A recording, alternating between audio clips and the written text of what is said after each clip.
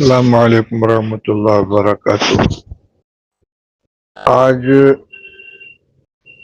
مولانا محمود مدنی صاحب کے انٹرویو کے سلسلے میں میرے نام ایک میسج سب سے پہلے غالباً یوسف صاحب نامی کسی صاحب نے بھیجا تھا، اور اس کے بعد اس کلپ کی کاپی میرے پاس 50 نمبر سے آ چکی ہے اور مسلسل آ رہی ہے۔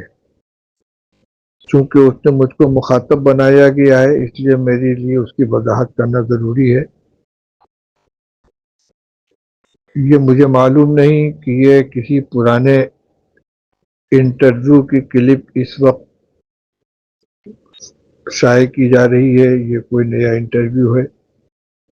جہاں تک اس کے موضوع کا تعلق ہے تو یقیناً مجھے مولانا محمود صاحب کے اس انداز کلام سے بالکل اتفاق نہیں ہے۔ نظریاتی اعتبار سے کسی سے اختلاف ہو سکتا ہے، لیکن اپنے اختلاف کے اظہار کا طریقہ مناسب ہونا چاہیے، اور خاص طور سے اس وقت جب کہ مسلمان دو مسئلوں کی وجہ سے انتہائی تشویش میں اور تکلیف میں ہیں۔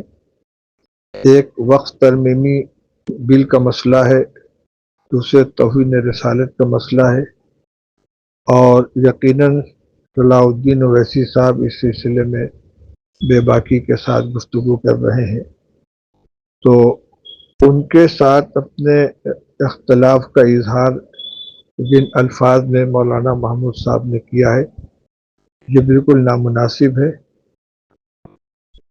اینکر کے ہر سوال کا جواب دینا بھی ضروری نہیں ہوتا، اس کو ایوائڈ بھی کیا جا سکتا ہے۔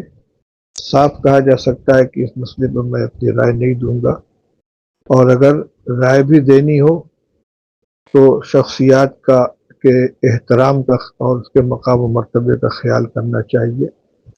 اس لیے میں اس انٹرویو سے اپنی لا تعلقی کا اظہار کرتا ہوں۔